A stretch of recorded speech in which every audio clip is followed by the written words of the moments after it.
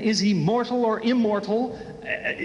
Does he know everything or not, and so on, you see? All right, to answer your questions, I'll just assume that God became a man and remained God. Why was that not possible?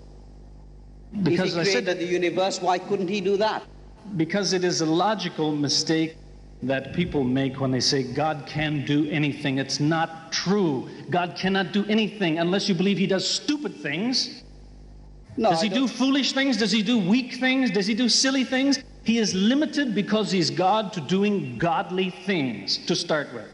Now, if you tell me he is a man and he is God, I simply have a natural question. I'm saying, could they kill him or not? Is he mortal or immortal? God is immortal, man is mortal. Which was he if he's both, and so on? To say, if he is a man by definition has limitations. It's what makes him a man. He doesn't know everything. That's why he's a man. If God is a man, what is this being then? Does he know everything or only some things? If he knows only some things, he's a man. If he knows everything, he's God. You see? That's the problem. It's that you cannot combine the two, or so far no one's ever done it for my satisfaction. Combine the two. You are simply using human logic. Of course. Is there a better kind of logic? Where do I find that it? was capable of creating the entire universe. You are now applying human logic. Okay. No. Is there another kind of logic? Where do I find it? Because if there's a better logic, you tell me where I can go find the textbook. I want to know about it. Well, if you say in the one breath that he created the universe as well as everything that lives on this planet, you have to accept that anything is possible. I just told you why God cannot do everything, because my God cannot do stupid things. So he has some limitations. He only does godly things. I'm sorry, sir, but your definition of stupid and God's definition won't... Thank you, sir. The next question, please. I greet you all in the name of the Lord Jesus Christ. I will ask Mr. Miller a question.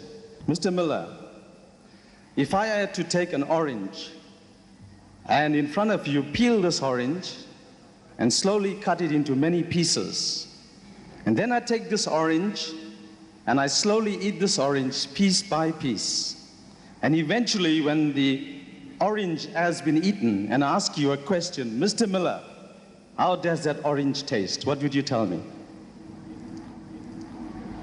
That's right. You're telling me if you eat an orange, yes, and then you ask me how did it taste? Yes, yes, that's right. I can tell you how most oranges taste, but I have no idea how the one tasted that you ate. That's right. That's right, Mr. Miller. You haven't tasted Jesus Christ. You see, but you haven't experienced the power of the Holy Spirit. You haven't experienced the power of the Holy Spirit and the new birth in Jesus Christ. Fine. Now, cut me off. Are you finished with your question? Or do you want to give another lecture? Because if you want to give a lecture, we'll come and hear you sometime. But, this was supposed to be a question period. The mic one. You asked a question, I gave you an answer. I just said, if you have sampled this wonderful power and so on, that is your business. It's not something you can give me. God has to give it to me. Okay? So don't tell me you're gonna save me somehow, because if God gave you this thing, that's between you and God. Be my guest. Thank you. Thank you, sir. Do you have a question, sir? I just want to ask one question to Mr. Deedat. When you die, where are you going? Mr. Deedat. Yes. Yes. By the grace of God, I believe I will go in heaven, inshallah. But now, is the next questioner, please. Will you please take your seat, sir? The next person to the mic. Mr. Miller, for the benefit of most of the Christian people here, I'd like to ask you a simple question. Are you a Christian or a Muslim? Mr. Miller. I thought I made that clear by what I was summing up by. You see, names like Jew, the meaning is one who praises God. Jew. I'm a Jew. I praise God. But I'm not capital J-E-W means I'm an Israeli citizen or something. Jew in the meaning. Christian is not a Christ-given name. Jesus never said, call yourselves Christian. That was a nickname that was given years after his time. But if by Christian you mean one who follows Christ, I am a Christian. In the same way, Muslim is not a label that means you're an Arab or something. Muslim means one who submits his will to God. I'm a Muslim. I submit my will to God. If you want to say your salvation belongs according to some label, I'm sure you don't. You're more sensible than that, I'm sure. But if you say your label belongs to something, you fall into this trap, as the Quran says. Do they say they have a contract with God so that their salvation happened at this time? Never mind they live for 40 more years. Their salvation happened at this time. Whereas I believe you struggle till the day you die. Any day, any given day, someone can say, what's your standing? If you were to die right now, are you ready to meet God? Yeah, I know whether I am or not. But I can't say, and a week from Tuesday, I am still saved. I don't know till a week from Tuesday, because I'm struggling and fighting with it until that day. That is a large difference between kinds of people who grab labels or say, I have my salvation already, and other people who are not so quick with the labels and say, my salvation, I'm working on it. I'm going to work on it till the day I die. In other words, you are a Muslim. Happy to be a Muslim, yes. Happy to be a Muslim, thank God. Thank you, Mr. Mullah. That answer. Yes, sir, your question. My question is this. When I'm asking a question, please don't put the mic off. Because this is what you did in the City Hall. If you want to answer a question, you answer it full. So first, I want to tell you, praise the Lord, before I start my question. Hallelujah, glory to his name. What I want to ask you is this. It has been mentioned from the platform that all are born Muslims. I want you to prove that I'm a born Muslim. No problem.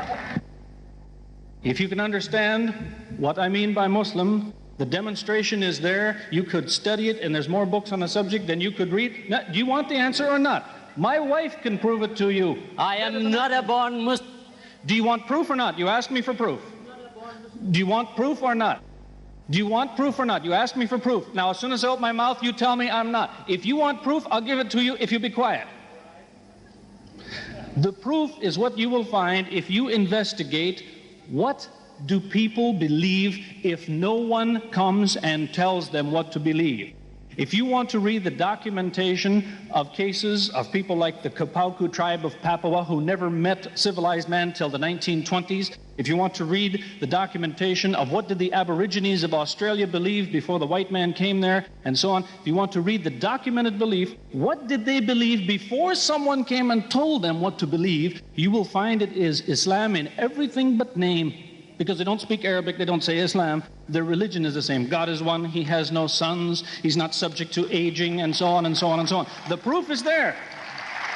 Well, all right.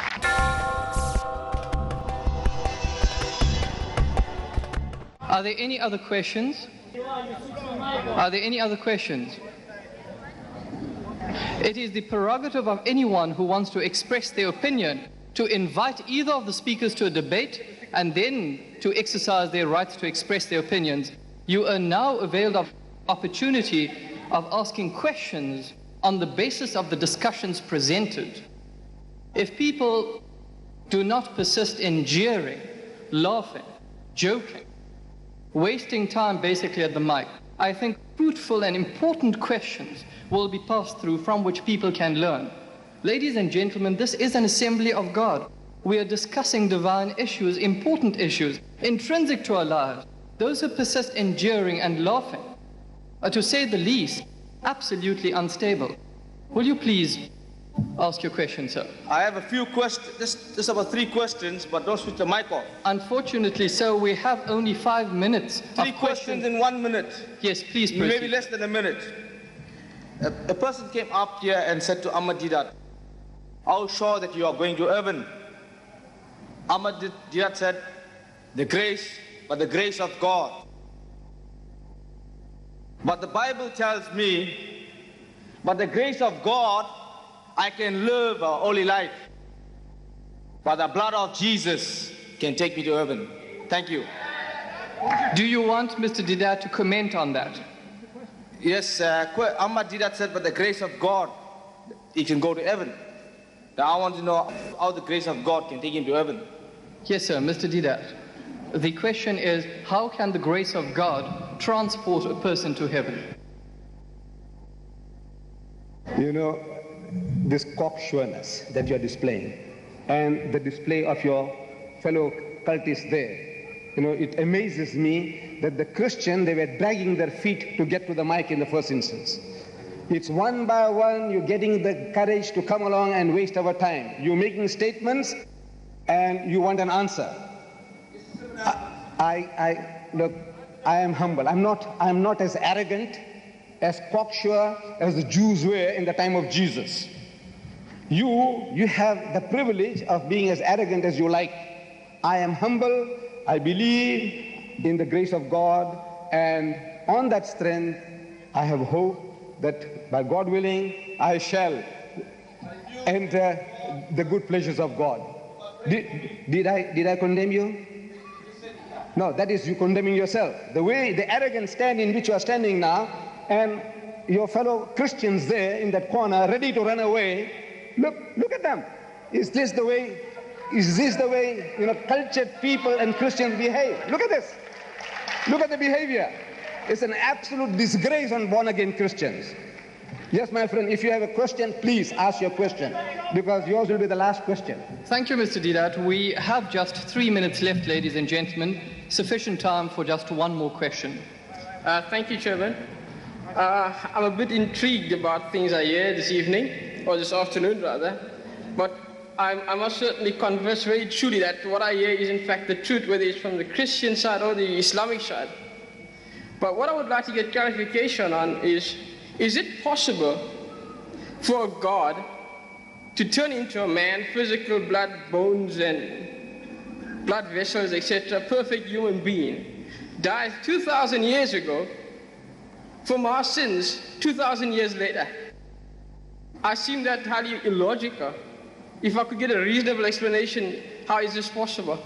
Do you direct the question to Mr. Miller, sir, or Mr. Deedat? Well, listen to both the speakers. They've been telling the truth, so either one can take the liberty. Mr. Miller, will you please answer? And this will be the last answer, ladies and gentlemen. We don't have more time for any further questions.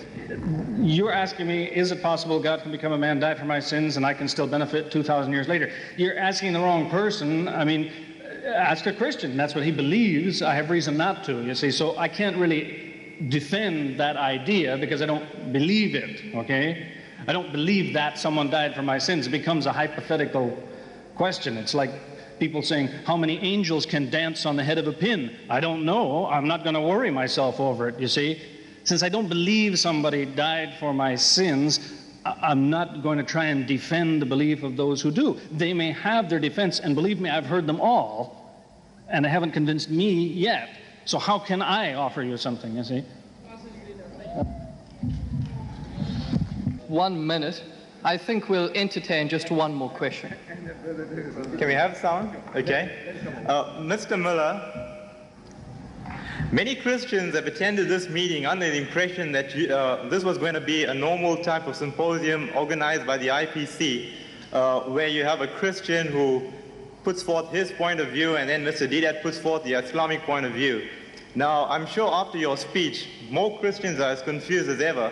For the sake of clarity, could you tell us clearly, without perambulating, as to whether you are a Christian or a Muslim? By Christian, I mean one who recognizes the lordship of Jesus over his life, or a Muslim who does not recognize Jesus as Lord, but as one of the prophets, and as a practicing Muslim who follows all the You may as well ask me, will I stop beating my wife, yes or no?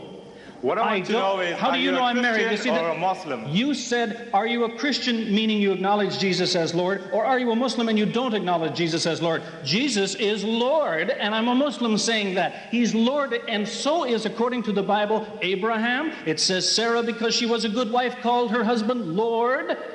Whatever you mean by Lord may be something else, but I don't hesitate to call him Lord. If you mean master, teacher, and so on, yes, he was, by all means. By Lord, I guess you mean God in the flesh and so on, and still I've tried to tell you, you have to tell me what you mean by that. If you mean, was Jesus God, as many Christians are now saying, they say, Jesus is God. When you ask them, what do you mean? They say, he was God's chief spokesman. If you spit in Jesus' face, it's the same as spitting in God's face. I agree with that. No problem. You can, if that's the sense you mean, he's God's chief representative. Jesus said, who honors me, honors God, no problem. But if you mean, I don't know what you mean. Do you mean his fingernails, they were divine when he cut them and he buried them, they were pieces of God? I don't know. What do you mean, you see?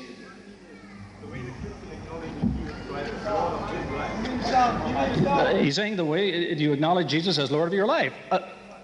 Any prophet is Lord of my life in that if I find out this is something he used to do, then, and he offered it as a command that I should do it, then I will do it. I don't know of anything I'm doing that, or not doing that Jesus said I should do. Okay? I think that's because the turn your speech is good. Whatever. Thank you, ladies and gentlemen. All right, you've just beaten the band. Just one more question. Do you have anything here? Thank you very much. I greet everyone here this evening in the precious name of our Lord and Savior. Well, I must say that I enjoyed the discussion. We know that we are confronted here today by a Christian denomination and a Muslim. But us as human beings, I would like to also put a question forward. We know that, Mr. Deedat, Mr. Miller, that we know that our lifespan has got to end. We know that after this life on earth, we've got to go somewhere else. We do believe that. But now, Mr. Deedat, I would like to know, from my belief, which says that except a man be born again, he cannot inherit the kingdom of God. Now, I don't want to just live here on earth and then die and my life is finished. We believe in our soul, where it's going to enter. I would like you to explain on that, Mr. Deedat, on those terms. Except a man be born again, he cannot inherit the kingdom of God. We believe that the same God has created you, has created me. So I would like to know my escape, my choice as a sinner. Fine. If you're saying, am I born again? You see, the words born again are in the Bible. It's a mistranslation. You know that as well as I do. The words in the Greek say generated from above. Now, if you call that born again, that's fine. It's close enough. Literally, just relax, sir. Sorry, just relax. Let's take it slowly. Literally, it says in the original text, as some Bibles translated, unless a man be generated from above. Now, some people write, born again. The real meaning, generated from above. I am generated from above, I believe, because I didn't know what to do, then God showed me what to do. So I was born again. I was generated from above. All right? Sir, thank you, sir. Does that distinguish between a sinner man and a righteous man?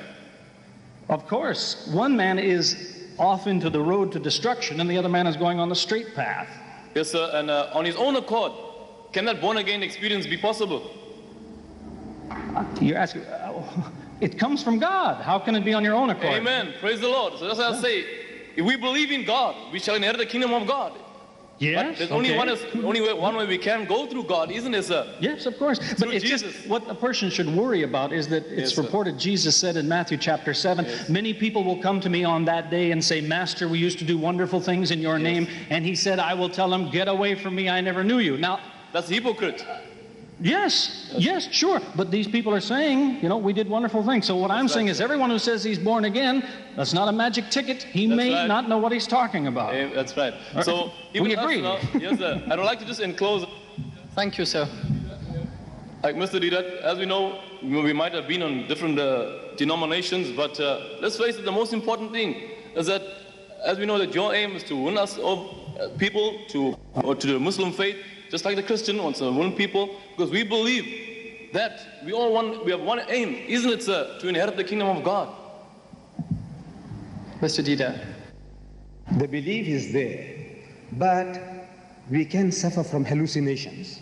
You see, people thinking that they are on the right track, they are actually disobeying the laws and commandments of God. Instead of worshipping God, they're worshipping a created being, a creature born in the stable to a Jewish girl. Now you say, he is your God. So for that, we say that you are going to go to hell. There is no way out for you because you are now conferring divinity upon a human being, and this human being never claimed to be God. You see, this human being was born in the stable 2,000 years ago. In the stable, he was